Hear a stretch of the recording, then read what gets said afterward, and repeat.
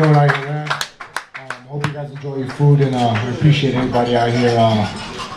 This media, and it's pretty cool, man. I love fighting, man. As everybody knows, man, I'm a fighter.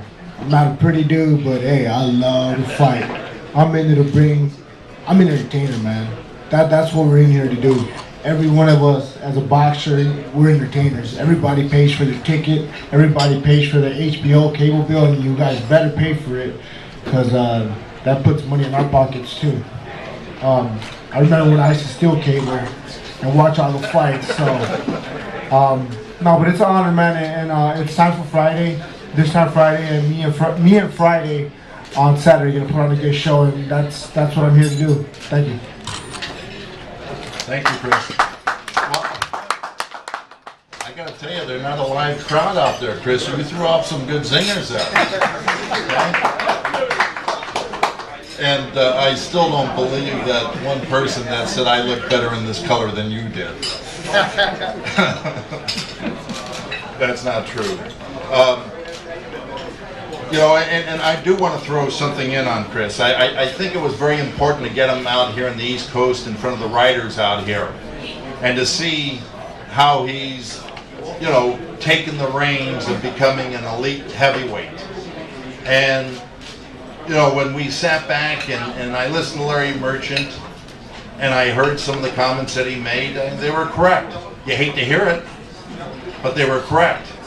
And all I could think about was Chris, because we know what he does in that ring. But one of the things I really want you to take notice of when you come to the fight Saturday night, and like I said, Friday's not going to lay back there. He's got a lot of pride, and as we know, he's very durable and very tough.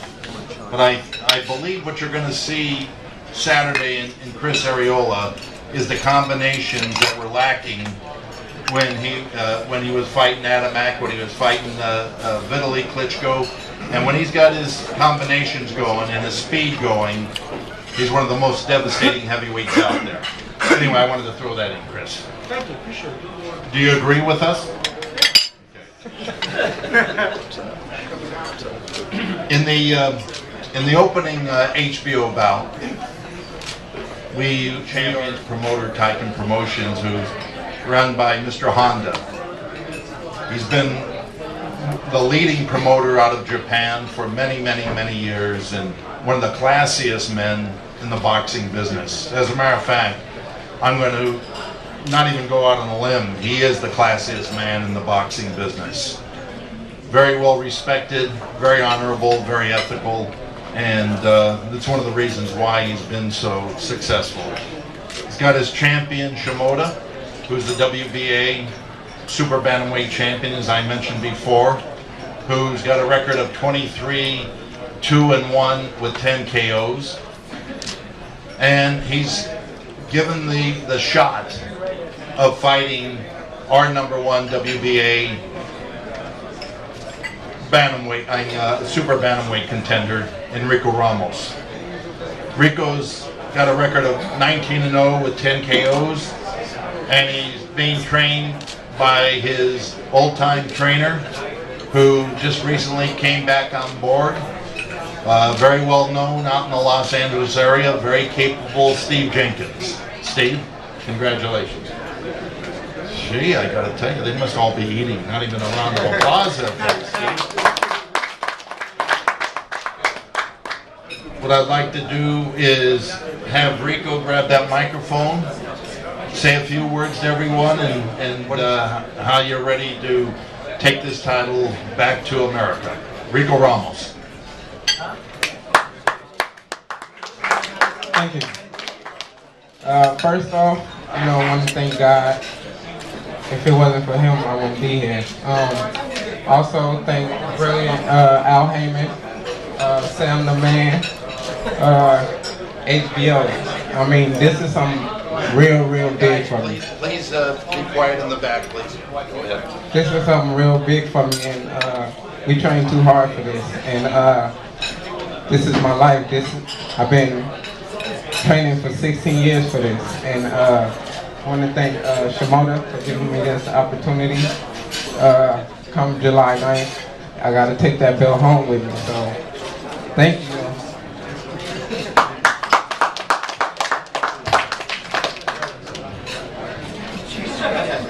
Thank you very much, Rico. If everyone could just give, try to keep it down a little so that the fighters can speak, it would be nice. And chew with your mouth closed, please.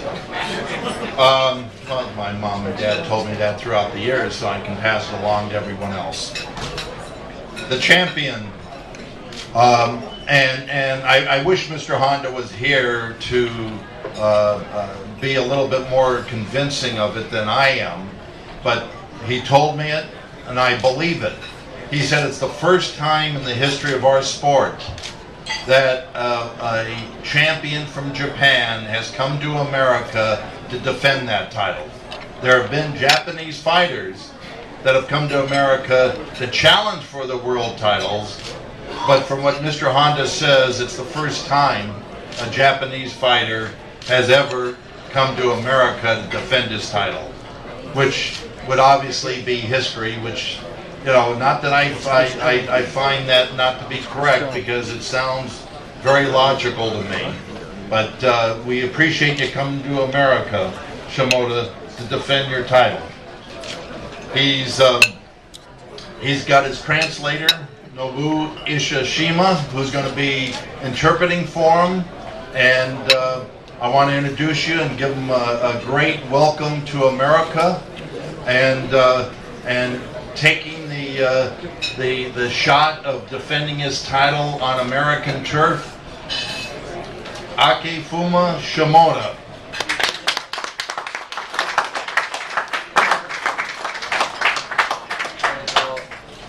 アメリカで防衛できるのは日本人が初なんですけども、すごい運命を感じて、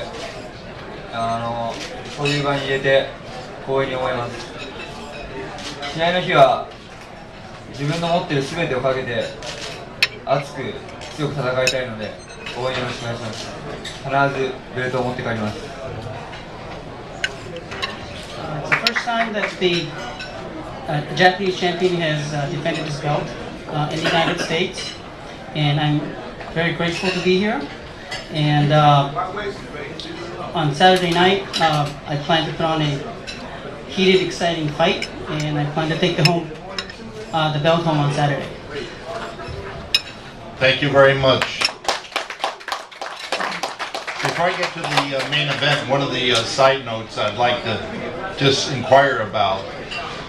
It's been said, Shimoda, that you were kind of like a problem child growing up, and that many schools kind of moved you out of there to go to other schools, and that's how you kind of took up boxing in junior high school. Would that be accurate?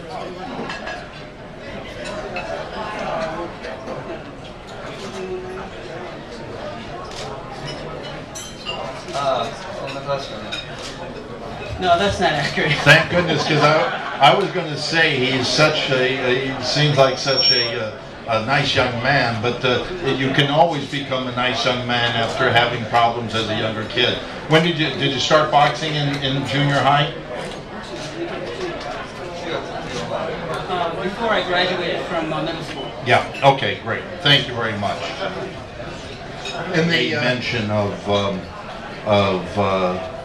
the great fights that Paul has engaged in throughout the years, taken on every challenge that's been placed in front of him. And, you know, although that a lot of people would like to see Martinez-Williams 3, including Paul and George and ourselves and Al, everything has a course to take before you get there. And certainly in the vein that Paul has traveled throughout his career, taking on this former great amateur world champion is just another indication of taking on a young, hungry lion that understands what's at stake by getting in the ring with Paul Williams and having this opportunity to try to take his reputation away from him. To go further on that, Our partner in the main event with the Lara Williams fight is Golden Boy Promotions. And here on behalf of Golden Boy is their president, longtime friend, and certainly a familiar fixture out here in the New York marketplace, David Ichkowitz. David? Oh. Why don't you introduce, can you? Yeah. Thanks, Dan. Thank you. You also gave me a promotion. You gave me Oscar's title, which is a president, which is much appreciated. Actually, I'm the chief operating officer of Golden Boy Promotions. It's great to be here at a press conference in New York.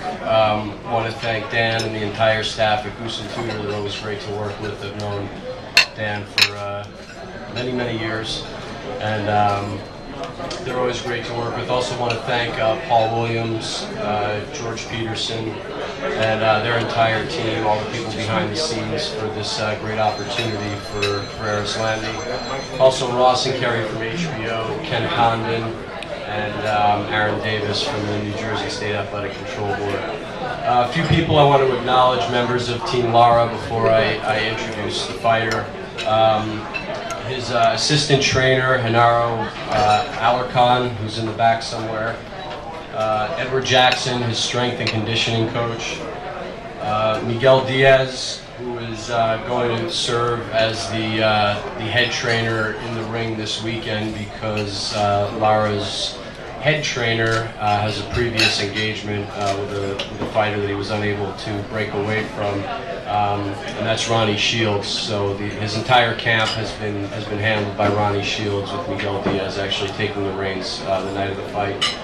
Also want to acknowledge and say a few words. Lara's manager, who from my perspective, is kind of like a brother to him. He's kind of like a brother to all the fighters that he represents. That's Louis DeCubas Jr. Louis. Thank you, Dave.